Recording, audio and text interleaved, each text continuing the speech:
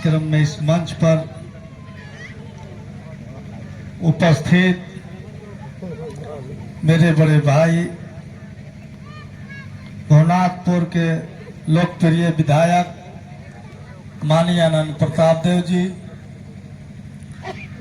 इस मंच के संचालन कर रहे झारखंड मुक्ति मोर्चा के प्रखंड अध्यक्ष इसराइल खान जी, जिला उपाध्यक्ष मुक्तेश्वर पांडे जी, सरवन सिंह जी, धुरकी प्रखंड के अंचलाधिकारी विमल कुमार सिंह जी, धुरकी प्रखंड जिला परिषद सदस्य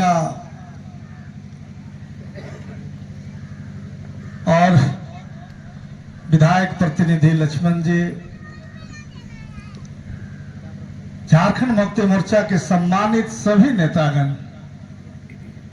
और यहाँ उपस्थित नौजवान दोस्तों, माता और बहनों, पत्रकार बंधुओं, मैं आप सबों को नमस्कार करता हूं, प्रणाम करता हूं, झारखंडी जोहार करता हूं। देखिए, आज हम लोग अंबा खोरिया में 2,65,00,000 रुपया के छात्रावास का शिलान्यास कार्यक्रम में उपस्थित हैं। माननीय विधायक आनंद प्रताप देव जी के हाथों का शिलान्यास संपन्न हुआ। ये तो एक शुरुआत, ये शुरुआत है। और धुरकी प्रखंड अंबा खोरिया पंचायत, चाहे सड़क हो, पुल हो, पुलिया हो, जो भी सवाल हैं, उन सवालों पर, जनता के मुद्दों पर हमारे विधायक माननीय आनंद प्रताप देव जी लगातार प्रयास कर रहे हैं। प्रयास करके योजनाओं को जमीन पर उतारने के काम कर रहे हैं। जैसे हमारे साथियों ने कहा कि धुरकी प्रखंड में पहला छात्रावास है जो हम लोगों के विधायक जी के द्वारा शिलान्यास कार्यक्रम हो रहा है। ये आदिवासी छात्रावास, और कुछ दिन के बाद दिखाई पड़ेगा धुरकी में अल्पसंख्यक छात्रावास, उसका भी निर्माण होना है, टेंडर निकलने वाला है। यानी सभी समाज और सभी वर्गों के लिए हमारे विधायक, हमारे नेता, इस राज्य के मुखिया, इस राज्य के मुख्यमंत्री लगातार प्रयास कर रहे हैं। और हम लोग भाषण पर भरोसा नहीं करते हैं, हम लोग काम पर भरोसा करते हैं। और हम लोगों को बढ़िया भाषण नहीं देने आता है, लेकिन बढ़िया काम जरूर करने आता है। बढ़िया भाषण देने अगर हम लोगों को आता तो बालचौरा में जो पुल का निर्माण हो रहा है, वो छत्तीसगढ़ के कांग्रेस के विधायक बृहस्पति सिंह के द्वारा उस पुल का निर्माण कराया गया। और हम लोगों के पूर्व के जनप्रतिनिधि कई बार दाढ़ी बाल बनवाए हैं, बालों कहाँ गया, 2 बार छुलवाया हो। हम लोग बाल नहीं छुलवाते हैं, ये नाटक करने वाले लोग हैं।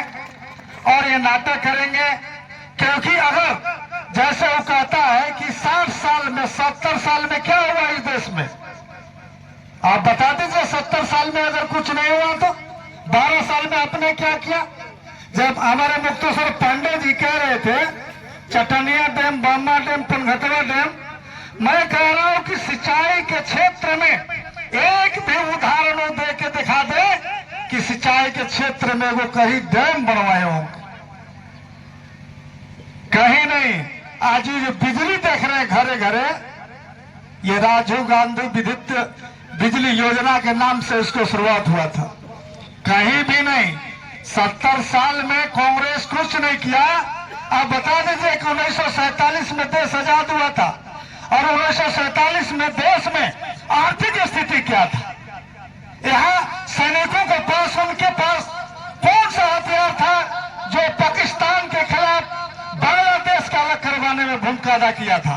बहुत कमजोर स्थिति था भारत की। लेकिन इस देश की सेना और इंदिरा गांधी ने पाकिस्तान के घुटने का बल ला करके खड़ा कर दिया था, और लाखों सैनिक सरेंडर कर गए थे।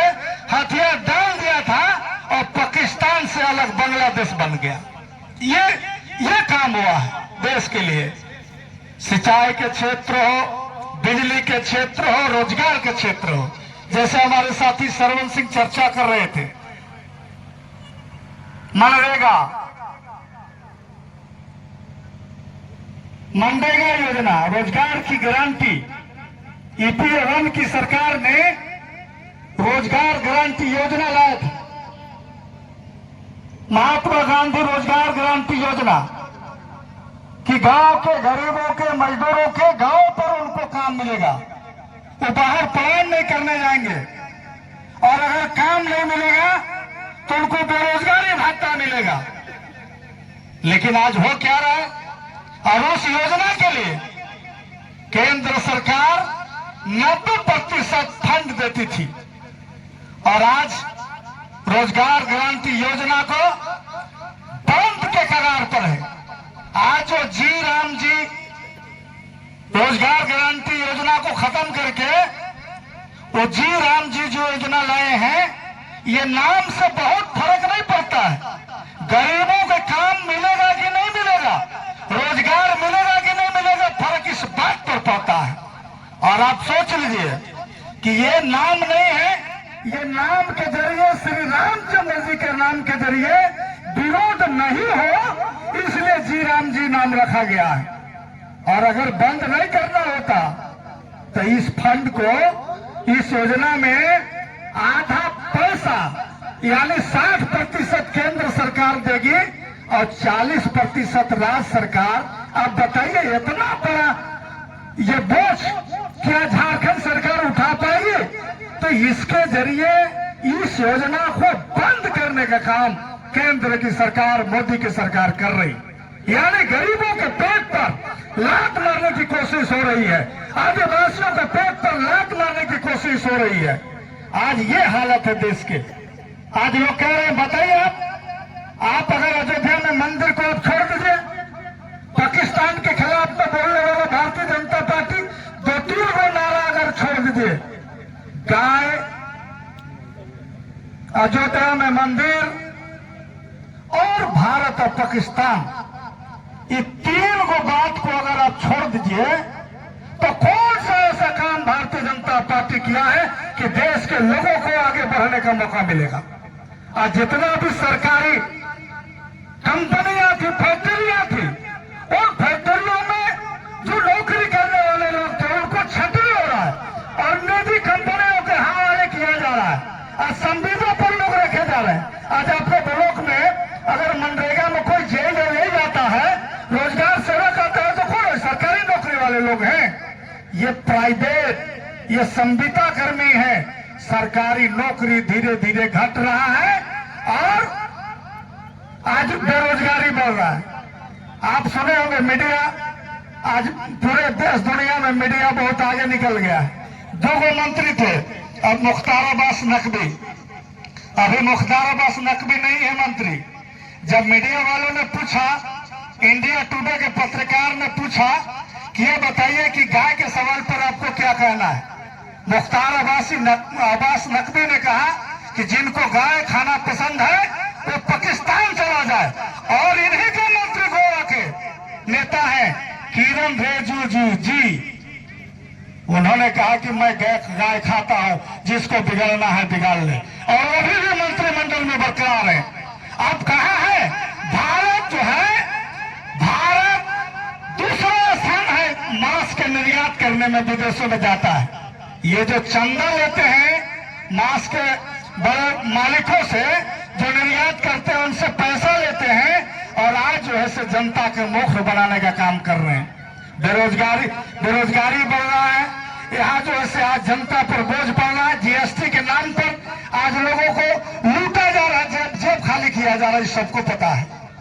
तो आज लेकिन एक तरफ हमारी सरकार, माननीय मुख्यमंत्री हेमंत सोरेन, झारखंड की सरकार, उन्होंने चुनाव के समय कहा था कि हम अपने झारखंड के बहन बेटियों को, उनको आर्थिक रूप से मजबूत करने के लिए मैया समान योजना चला करके उनको 1000 दे रहे हैं। लेकिन अगर अनंत प्रताप जी चुनाव जीतेंगे, झारखंड में अगर हमारी सरकार बनेगी, तो हम अपने बहन बेटियों को 25 रुपया मैया समान योजना में दे करके मजबूत करेंगे।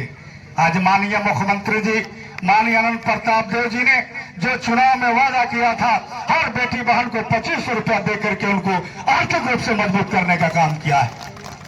बिजली के क्षेत्र में आज जो घरे घरे आज बिजली बाल चौड़ा जा रहा है, आज बिजली बाल चौड़ा जा रहा है। बिजली के खंभा जो फूटा गड़ा रहता है बाल चौड़ा में, और परसा पानी के आदिम जम जाते टोला पर, तो वन विभाग के लोगों ने कहा कि वन विभाग की भूमि पर जो ऐसे पोल नहीं गड़ेगा। जब मेरे पास सूचना गया, मैं माननीय विधायक जी को बोला, विधायक जी भी डीएफओ से बात किया, मैं भी बात किया, और उनसे बात करके आदिवासी और आदिम जनजातियों के गांव में बिजली कैसे पहुंचे, आज उसका भी रास्ता साफ हुआ। घरे घरे एकदम टोले टोला गली गली बिजली।